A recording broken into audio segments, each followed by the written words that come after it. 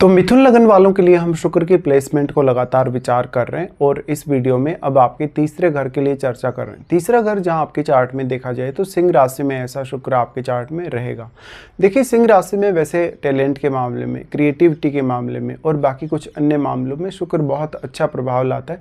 लेकिन जब रिश्तों की बात आती है, जब मैरिड लाइफ की बात आती है, फिजिकल रिलेशनशिप की जब बात आती है, तो ऐसा शुक्र भयंकर असंतुष्टि ला सकता है। अब इसमें डिपेंड करता है कि शुक्र यहाँ कैसा है एक्चुअल में। क्या शुक्र वक्री हो गया, क्या शुक्र अस्त है? देखिए, शुक्र अगर वक्री हो जाएगा तो शुक्र का जो शुभ प्रभाव है वो काफ़ी कम हो जाएगा। उस केस में आपको सूर्य की स्थिति को देखना होगा, या तो फिर शुक्र पर कौन कौन से अन्य प्लैनेट्स अपना प्रभाव डाल रहे हैं, या शुक्र के साथ भी क्या कोई ग्रह यहाँ बैठा हुआ है। देखिए, शुक्र आपके चार्ट में 12वें घर के लॉर्ड होने के साथ साथ वो पंचमेश हैं, तो आपके टैलेंट के हिसाब से, आपकी क्रिएटिव क्षमता के हिसाब से शुक्र बेहद अच्छा रहेगा। लेकिन ऐसा जो शुक्र है लाइफ में कोई कठोर फैसला लेने, बहुत ज़्यादा हार्डवर्क करने के लिए उतना अच्छा नहीं रहता। उसके लिए फिर आपका देखना पड़ेगा कि थर्ड लॉर्ड आपका कितना मजबूत स्थिति में है, या थर्ड हाउस पे कौन कौन से प्लैनेट्स का प्रभाव भी है। देखिए, शुक्र थर्ड हाउस में आ जाता है तो व्यक्ति थोड़ा इंटरटेनमेंट की तरफ ज़्यादा फोकस कर सकता है। लाइफ में वो अपने गोल पाने के साथ साथ घूमने फिरने, या वो दूसरे देशों में विचरण करने, दूसरे स्टेट्स के कल्चर के साथ अपने कल्चर को कंपेयर करने में ज़्यादा ध्यान दे सकते हैं। तो ये भी निश्चित है कि मैरिज होने के पश्चात या इवन मैरिज से पहले आपकी लाइफ में काफ़ी ज़्यादा भ्रमण होगा, और उस भ्रमण से आपको ज़्यादा से ज़्यादा लाभ लेना चाहिए। अब शुक्र क्योंकि पंचमेश है और पंचमेश का यहाँ पर प्लेसमेंट है थर्ड हाउस में, तो आप अपनी योग्यता को डेवलप कर सकते हैं अपने खुद के प्रयासों से। ऐसे जातकों को अपने ससुराल पक्ष से, या इवन अपने माता पिता से, परिवार से, या बुजुर्ग लोगों से काफ़ी आशीर्वाद मिलता है ज़रूर। और फायरी साइन में शुक्र आ गया। फायरी साइन में शुक्र आने से वो आपकी अपेक्षा को बहुत ही ज़्यादा बढ़ा देता है, और ये जो बढ़ी हुई अपेक्षा है उसको पूरा करने के लिए आपको स्वयं ही मेहनत करनी पड़ेगी अब, क्योंकि थर्ड हाउस आपके खुद के एफर्ट का है, आपके खुद के टैलेंट का भी है। तो आप अपने टैलेंट पे, अपनी योग्यता पे ध्यान दें। साथ ही साथ आप अपनी जो रुचि है, अपनी जो हॉबीज़ हैं, उन पे भी पर्याप्त रूप से अगर ध्यान दें तो काफ़ी कुछ आप अच्छा कर सकते हैं। शुक्र की ये प्लेसमेंट है तो शुक्र क्या वास्तव में राहु से प्रभावित है, क्या केतु या शनि से प्रभावित है, क्या मंगल से प्रभावित है? तो उस केस में शुक्र के प्रभाव थोड़े डिफरेंट हो सकते हैं। नॉर्मली देखा जाए तो शुक्र के साथ यहाँ कोई शुभ ग्रह बैठेगा तो वो ज़्यादा बेहतर प्रभाव लाएगा आपके लिए किसी दूसरे ग्रह की तुलना में। लेकिन मान लो शुक्र के साथ अगर इवन मंगल का प्रभाव हो, यहाँ पे सूर्य का प्रभाव हो, तो यहाँ उग्रता में और ज़्यादा वृद्धि होगी। ऐसे में पुरुष हो तो ऐसे केस में पार्टनर बहुत ज़्यादा प्रभावशाली मिल सकता है आपको, पार्टनर बहुत डोमिनेटिंग मिल सकता है, या पार्टनर काफ़ी एग्रेसिव हो सकता है आपका, लेकिन वो हार्डवर्क करने में पीछे नहीं हटेगा। साथ ही आपका पार्टनर बहुत ज़्यादा टैलेंटेड भी हो सकता है। शुक्र की ये थर्ड हाउस की प्लेसमेंट है तो शुक्र डायरेक्टली आपके नवम भाव को प्रभावित करते हैं अपनी दृष्टि से।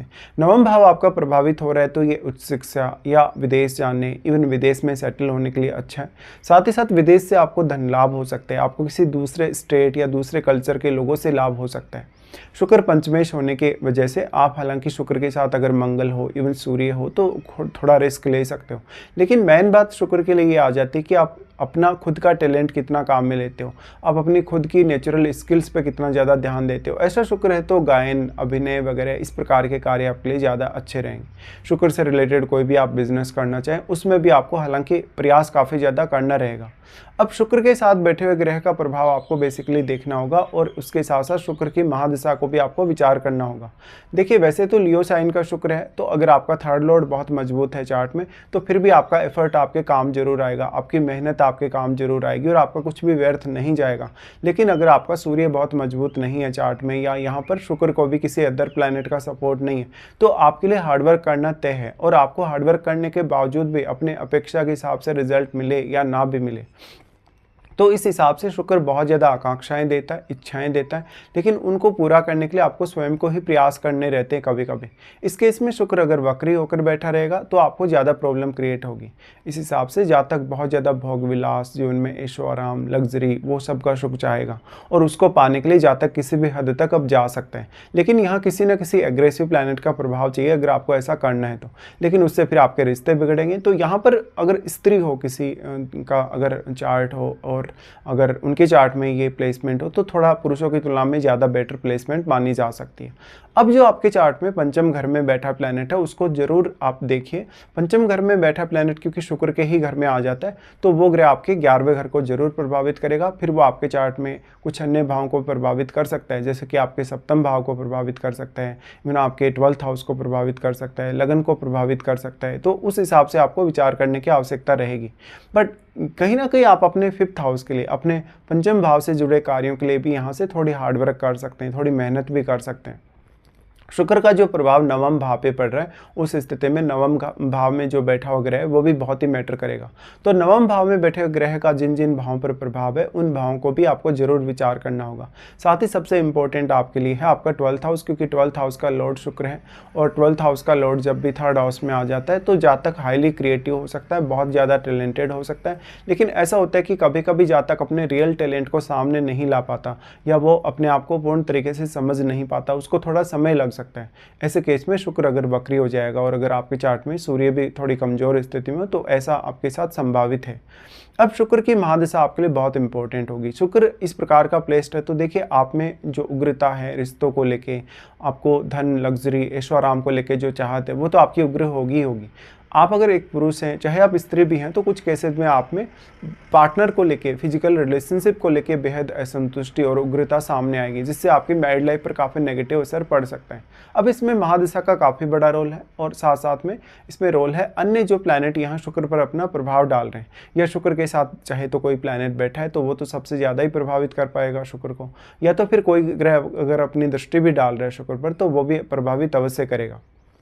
ऐसे केस में महादशा अगर आपको 25 की एज से लेके 35 की एज, इवन 30 की एज के आसपास अगर स्टार्ट होती है तो 20 वर्ष की महादशा के दौरान आप अपने जीवन में काफ़ी कुछ अचीव कर सकते हैं।